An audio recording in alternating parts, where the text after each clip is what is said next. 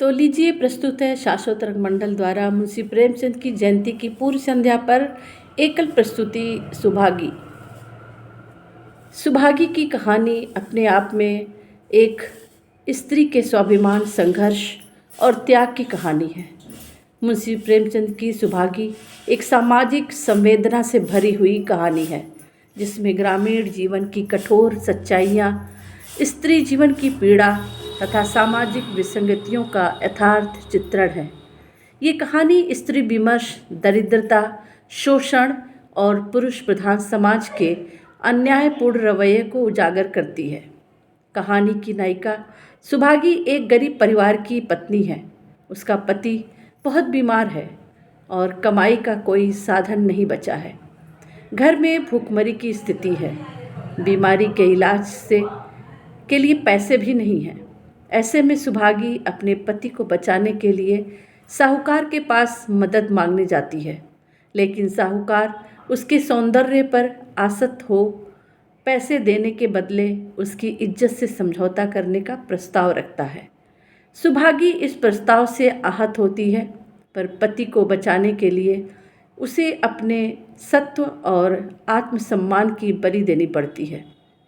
वो जानबूझकर या जब वो साहूकार से पैसे लेकर लौटती है तो उसका पति उसे अपवित्र समझता है।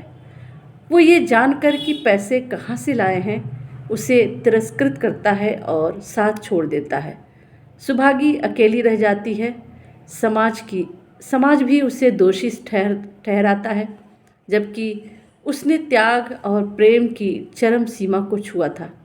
कहानी में प्रेमचंद ने दिखाया है कि समाज त्याग और समर्पण की पीड़ा को नहीं समझता। वो सिर्फ दिखावे और नियम के आधार पर न्याय करता है। स्त्री जीवन की त्रासदी और त्याग की मार्मिक झलक गरीबी की इस तरह से इंसान को विवश कर देती है कि पुरुष प्रधान समाज की कठोरता और स्त्री की आत्मबलि। तो चलिए लीजिए प्रस्तुत है प्रेमचंद की लिखी कहानी सुभागी।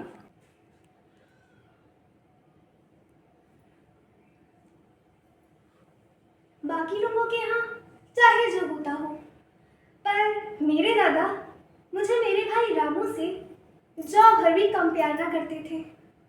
रामू भैया जवान होकर भी काट का उल्लू था, वहीं मैं 11 वर्ष की बालिका होकर भी घर के कामों और खेती बाड़ी में इतनी निपुण थी कि मेरी माँ दिल से डरती रहती थी कहीं लड़की पर देवताओं की आंख ना आ जावे। अच्छे बालकों से तो भगवान को भी प्रेम होता है। कोई मेरा बखान न करे, इसीलिए माँ मुझे अनायास ही डांटती रहती। कहती, बखान से लड़के बिगड़ जाते हैं। इसका भय तो ना था, भय था नजर का। वही मैं 11 वर्ष की उम्र में ही विधवा हो गई। घर में कोहराम मचा था। माँ पछाड़े खाती थी, दादा सर पीटते थे। दोनों को रोता देख मैं भी रोती।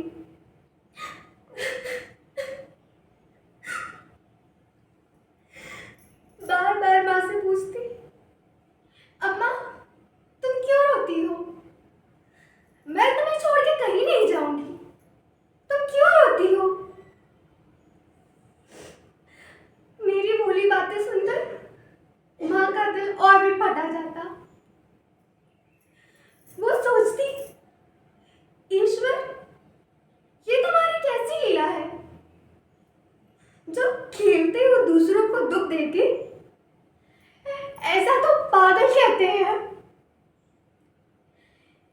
आदमी अगर पागलपन करे तो उसे पागल खाने भेजते हैं, पर तुम जो पागलपन करते हो उसका कोई दंड नहीं। ये किस तरह का खेल है जहां तुम रो दूसरे रोते हैं और तुम हंसते हो? लोग तो तुम्हें दयालु कहते हैं,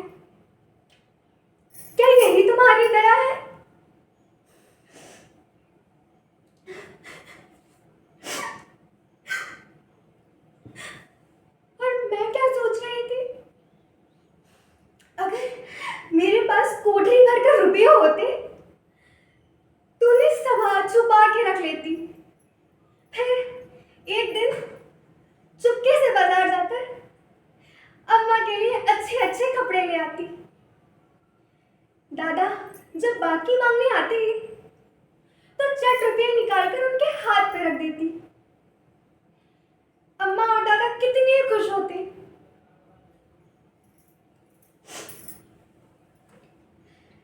जब मैं जवान हुई तो लोग दादा पर दबाव बनाने लगे कि लड़की का विवाह कर दो। जवान लड़की का जो फिरना ठीक नहीं। और जब हमारी बिरादरी में लड़की की कोई निंदा नहीं है तो क्यों सोच विचार करते हो? दादा बोले, भैया मैं तो तैयार हूं, पर सुभागी भी तो माने। वो किसी तरह राजी नहीं होती। तब हरियर काका ने मुझे समझाते हुए कहा, बेटी